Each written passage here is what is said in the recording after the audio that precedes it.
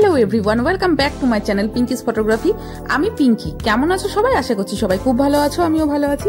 তো আজকে আরো একটা নতুন ব্লগ নিয়ে তোমাদের সামনে আমি হাজির হয়ে গেছি। আজকে আমরা হান্ডেতে স্টে করেছি, মানে গতকাল রাতেই স্টে করেছি, দেখেছো।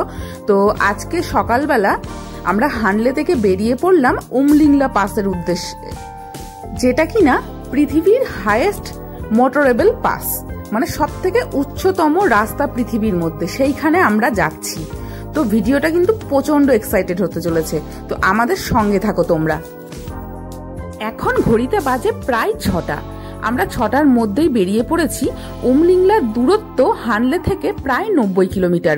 যেতে সময় লাগবে 3 ঘন্টা, আসতে সময় লাগবে 3 ঘন্টা, মোট 6 ঘন্টা। আবার আজকেই কিন্তু আমরা রাতে লেতে ফিরে যাব। তো দেখতেই পাচ্ছ আমরা এগিয়ে যাচ্ছি উমলিংলা পাসের দিকে।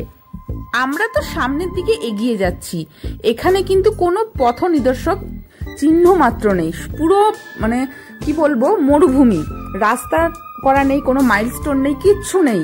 কোথা দিয়ে যে যেতে হবে, কোথা দিয়ে ফিরতে হবে কিছুই বুঝতে পারছি না। পুরো মনে হচ্ছে যেন একটা গোলক ধাঁধা, এর মধ্যেই হারিয়ে যাব। গাড়ি যেখান দিয়ে যাচ্ছে মানে শুধুমাত্র চাকার দাগ নিশানা করে করে আমরা এগিয়ে যাচ্ছি। কিছুটা পথ আসার পরে পেলাম একটা ব্রিজ, তারপরে পেলাম সামনে পিচের রাস্তা। তার মানে এবার আর কিছুটা গেলেই হয়তো সামনেই পড়বে উমলিংলা টপ। উমলিংলা টপের উচ্চতা 19,024 ফিট, পৃথিবীর সর্বোচ্চ উচ্চতম রাস্তা। খুব আশার সাথে যাচ্ছি যাতে আমরা বরফ পাই। এতটা উচ্চতম রাস্তায় যাচ্ছি, বরফ তো পাওয়ারই কথা। দূর থেকে তো দেখতেও পাচ্ছি যে বেশ ফ্রেশ বরফ পড়েছে। ভাবছিলাম যদি একটু স্নোফল পেতাম খুব ভালো হতো, কিন্তু স্নোফল তো পেলাম না, আকাশ পুরো ঝকঝকে। যাই হোক, এখানে কিন্তু খুবই কষ্টকর। যেমন উচ্চতম রাস্তা এমনই ঠান্ডা। অতিরিক্ত উচ্চতার জন্য অক্সিজেন লেভেল অনেকটাই কিন্তু কম। এখানে বেশিক্ষণ থাকা একেবারেই উচিত নয়, যে কোনো সময় কিন্তু দুর্ঘটনা ঘটে যেতে পারে। আমরা তো রীতিমতন প্রোটেকশন নিয়েই যাচ্ছি, মানে সোয়েটার, জ্যাকেট, যাবতীয় সবকিছু গায়ে চাপিয়েই কিন্তু পৌঁছে গেলাম এই উমলিংলা টপে। খুব ঠান্ডা, মানে যা ঠান্ডা হাওয়া বইছে, হাত চোখ মুখ যেন কনকন করছে ঠান্ডায়, মানে কেটে যাচ্ছে আঙুলগুলো। কি যে কষ্ট হচ্ছে, কিন্তু তবুও মনে হচ্ছে এত দূরে এলাম যখন, একবার হলেও অন্তত উমলিংলা টপটা ঘুরে যায়। আর কখনো কোনোদিন আসতে পারবো কিনা তার তো কোনো ঠিক নেই। আমাদের সাথে সমস্ত রকম মেডিসিন আছে, প্লাস গাড়িতে অক্সিজেন সিলিন্ডারও নেওয়া আছে, এমনকি সাথে ইনহেলারও রয়েছে। কোনো রকম যদি কোনো প্রবলেম হয় সেগুলো আমরা ইউজ করে নিতে পারবো।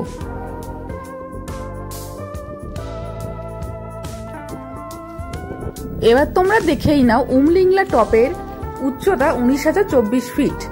ওখানে লেখাও রয়েছে ওয়ার্ল্ড হাইয়েস্ট মোটরেবল পাস। এমনকি এই রাস্তায় কিন্তু গাড়ি চলাচল হয়। লাদাখের এখানে এসে অনেক সময় অনেকেই কিন্তু অসুস্থ হয়ে পড়ে, তবে পাশেই রয়েছে অক্সিজেন ভ্যান। এখানে যে পরিমাণে অক্সিজেন লেভেল কম, যার ফলে এখানে অক্সিজেনের ব্যবস্থাও রয়েছে। তবুও আমাদের গাড়িতেও কিন্তু আমরা ক্যারি করছি সর্বক্ষণ অক্সিজেন সিলিন্ডার।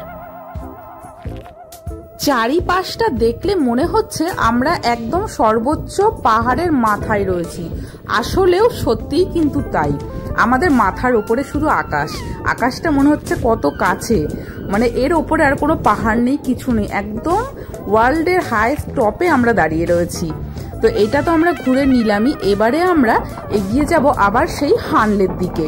হানলে থেকে আমরা আজকে যাব, মানে ফিরবো হচ্ছে লেতে। আজকে রাতটা লেতেই নাইট স্টে আছে। যেখানে আমাদের গাড়িটা দাঁড়িয়ে আছে, এখানে দেখো লেখা রয়েছে বোর্ডে ওয়ার্ল্ড হাইয়েস্ট কার পার্কিং। এখানকার এখন টেম্পারেচার কিছু না হলেও -10 থেকে -15 মধ্যে তো বটেই। আমরা রীতিমতন মানে কাঁপছি ঠান্ডাতে।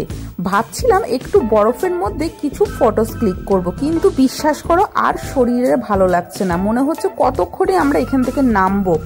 অক্সিজেনের লেভেলটাও কম, অলরেডি আমরা একটু মানে শ্বাসকষ্ট অল্প অল্প হচ্ছে, কথা বলতে গেলেও কষ্ট হচ্ছে, মানে এতটা উচ্চতায় উঠে পড়েছি। তো এবার মনে হচ্ছে আমরা আগে নেমে যাই, একটু রিল্যাক্স হই। তোমরা যারা এখানে আসতে চাও তারা কিন্তু সমস্ত রকম প্রোটেকশন নিয়েই এখানে আসবে। এমনকি মেন্টালি ফিজিক্যালি সমস্ত রকমভাবে প্রিপেয়ার হয়েই আসবে। আর যাদের হার্টের প্রবলেম আছে বা হাঁপানি আছে, কোনো সমস্যা আছে, তারা কিন্তু এই জায়গাটাকে অ্যাভয়েড করো, প্রচণ্ড কিন্তু কষ্ট হবে, অক্সিজেন লেভেল খুবই কম এখানে। এই রকম ধরনের লোকজন এলে অনেক সময় কিন্তু অনেক সমস্যার সম্মুখীন হতে পারো তোমরা, ওই জন্যই বলে দিলাম না আসাটাই ভালো। লাদাখে ঘুরতে আসার ভালো সময় হলো মে থেকে সেপ্টেম্বর মাস।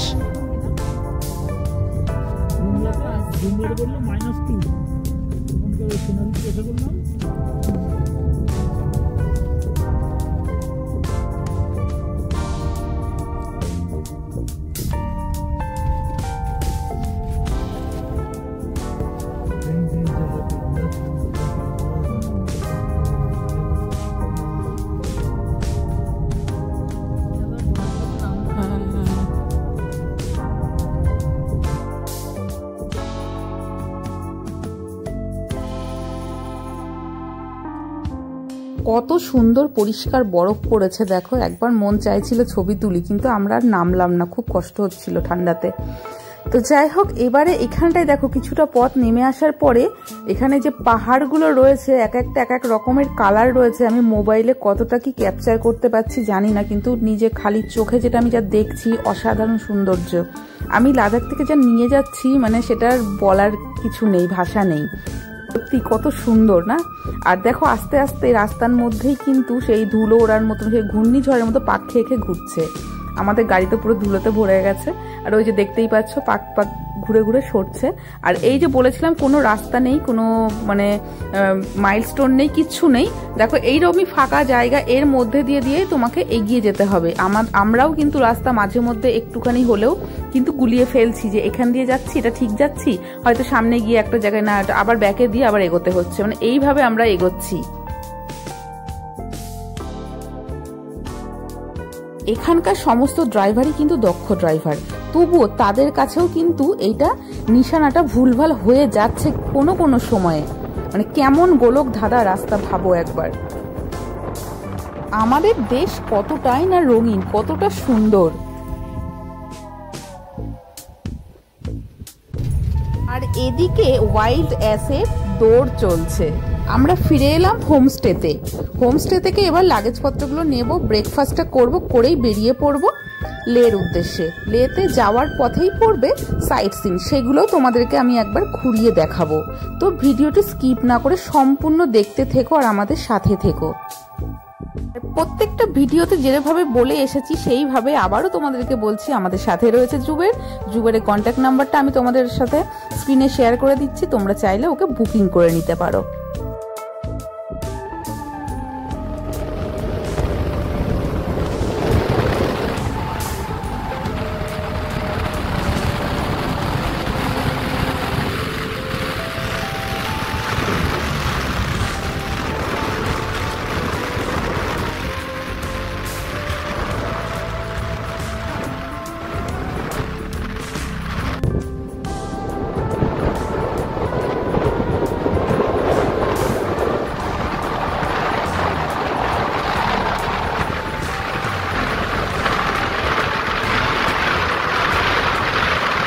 আমরা তো সামনের দিকে এগিয়েই যাচ্ছি, আর আমাদের সাথে সাথে পাশ দিয়ে বয়ে চলেছে ইন্দাস রিভার। চারিদিকটা কি অপরূপ সৌন্দর্যে ভরা, তোমরা দেখতেই পাচ্ছ। আমি তো সামনাসামনি দেখছি, আরো ভালো লাগছে। আর আমরা তো প্যাংগং লেক ঘুরলাম, প্যাংগং থেকে চলে এলাম হানলেতে। হানলে থেকে আজকে আমরা ফিরে যাচ্ছি লেতে, কিন্তু এর মিডিলে করা উচিত ছিল সোমোরিরি লেক, সেটা আমরা আর করিনি, ওটা বাদ দিয়ে দিয়েছি। ওটা করলে আমাদের ট্যুরটা আরও লেন্দি হয়ে যেত। এমনিতেই 9-10 দিনের ট্যুর হচ্ছে লাদাখটা, আর ওটা করলে আরও 2-3 দিন এক্সট্রা হতো। যাই হোক, এর পরে যদি কখনো কোনো দিন পারি আবার লাদাখ আসতে, তবে তখন করব সেই সোমোরিরি লেক। আমরা তো ঘুরে ঘুরে দেখছি, তার সাথে তোমরাও দেখে নাও 6 ইঞ্চি থেকে 7 ইঞ্চি স্ক্রিনে। আশা রাখছি তোমাদেরও ভীষণ ভালো লাগছে এই লাদাখ ট্রিপটা। যেতে যেতে প্রথমেই আমরা চলে এলাম হট স্প্রিংয়ে। এটা যতদূর সম্ভবত পুগা ভ্যালিতে। পুগা ভ্যালিতে আর একটা হট স্প্রিং আছে, সেটা একটু ডিস্টেন্সে, মানে একটু হেঁটে যেতে হবে, সেটাই আর আমরা গেলাম না, এটাই দেখে যাচ্ছি। দেখো জল পুরো টকবক করে ফুটে কিন্তু উপরে উঠছে, ধোঁয়া বেরোচ্ছে।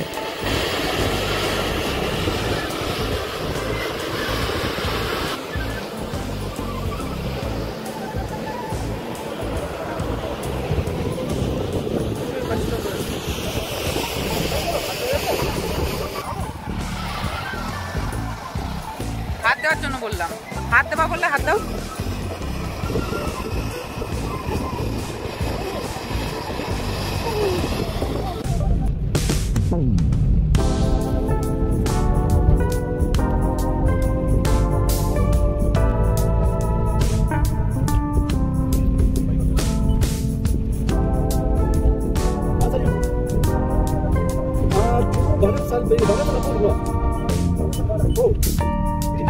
되게.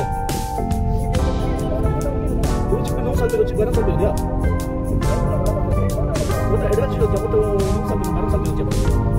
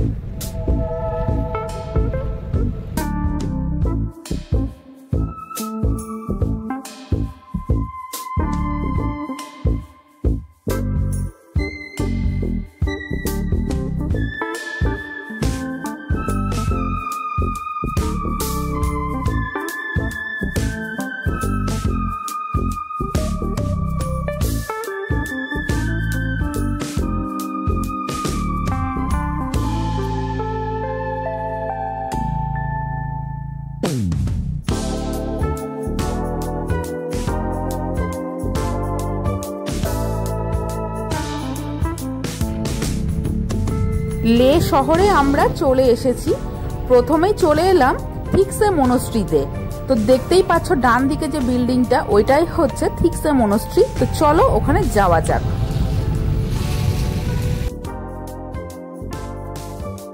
এটাই থিক্সে মনস্ট্রির মেন গেট।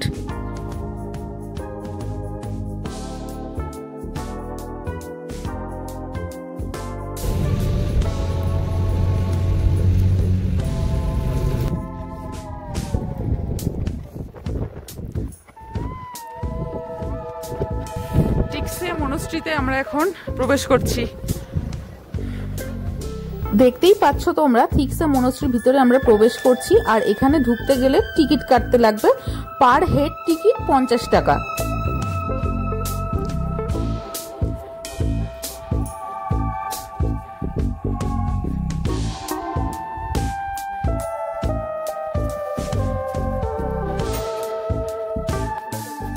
মনস্ট্রির ওপর থেকে লে শহরটাকে দেখো কি সুন্দর দেখতে লাগছে।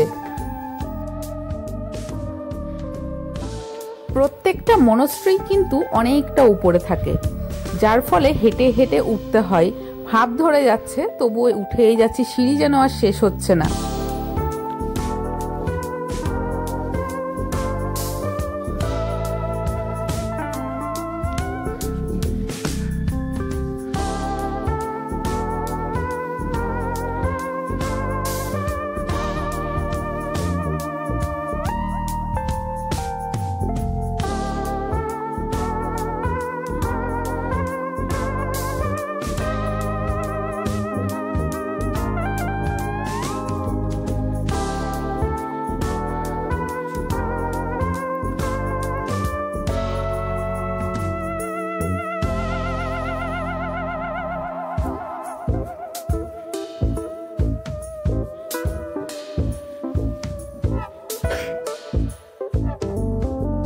এরপরে চলে এলাম 3 ইডিয়টস সিনেমার সেই র্যাঞ্চো স্কুলে। অ্যাকচুয়ালি এই স্পটগুলো আমাদের প্রথম দিন করার কথা ছিল, কিন্তু বন্ধের কারণে হয়নি, সেটা শেষের দিন করে নিলাম। সব স্পট ঘুরে এবারে আমরা হোটেলের দিকে রওনা দিচ্ছি। লে দেখতেই পাচ্ছ আর 3 কিলোমিটার মাত্র বাকি রয়েছে। তো চলো, সন্ধে নেমে আসছে, এবারে আমরা চলে যাব সেই আমাদের বুকিং করা হোমস্টেতে, নূর হোমস্টে। তবে ওখানে লাগেজপত্র রেখে আমরা বেরিয়ে পড়ব হল অফ ফেম দেখতে।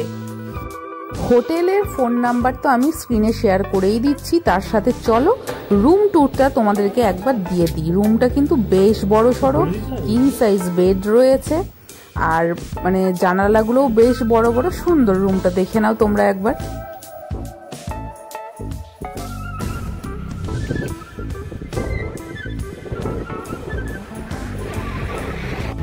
দেখতেই পেলে তোমরা হল অফ ফেমে আমরা চলে এসেছি। এখানে লাইট অ্যান্ড সাউন্ড শো দেখানো হবে, ইন্ডিয়ান আর্মিদের বীরত্বের কাহিনী এখানে দেখানো হবে। আর এখানকার টিকিট প্রাইস পার হেড 125 টাকা করে। এখানকার যারা ইন্ডিয়ান আর্মি রয়েছেন তারা কিন্তু আমাদেরকে বলেই দিলেন যে আমরা যেন এই শোটার কোনোভাবে কোনো ভিডিওগ্রাফি বা ফটো না তুলি। তার জন্য আগে থেকেই তোমাদেরকে এইটুকু আমি দেখিয়ে দিলাম, আমরা কখনোই ভিডিও করব না। যাই হোক, আমরা শোটা দেখে এলাম, ভীষণ ভালো লেগেছে। এবার চলে এসেছি আমরা হোটেলে এসে ডিনারটা সেরে নেব। দেখো এদের কিচেনের যে ডাইনিংটা রয়েছে, এখানে কত সুন্দর জিনিসপত্রগুলোকে সাজিয়ে গুছিয়ে রেখে দিয়েছে। তো যাই হোক, আমাদের আজকে রাতের খাবার রয়েছে মুসুর ডাল সিদ্ধ, আলু সিদ্ধ, চিকেন, স্যালাড। এই দিয়ে খাবারটা খেয়ে আমরা ঘুমিয়ে পড়বো। তোমাদের সঙ্গে আবার দেখা হচ্ছে কাল সকালে। আজকের মতন এখানে ভিডিওটি আমি শেষ করছি, দেখা হচ্ছে নেক্সট ভিডিওতে। আমার চ্যানেলটিকে যারা এখনো পর্যন্ত সাবস্ক্রাইব করোনি তারা ঝটপট সাবস্ক্রাইব করে দাও, যাতে নতুন নতুন ভিডিও আপলোড তোমাদের সামনে আমি দিতে পারি। Bye bye, good night.